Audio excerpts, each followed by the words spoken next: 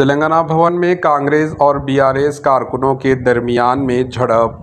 कांग्रेस कारकुनों की जानिब से तेलंगाना भवन में हमले की कोशिश की गई, जिसके नतीजे में बीआरएस अरकान के साथ झड़प हो गई।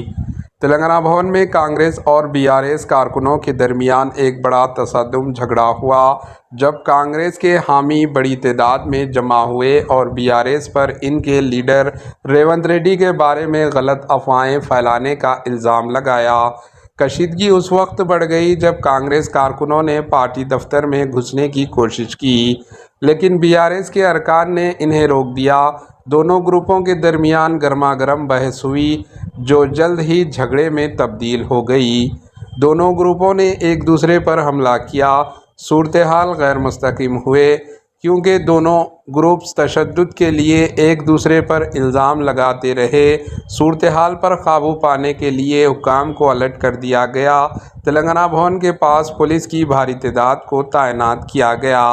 Bureau report, AHN news.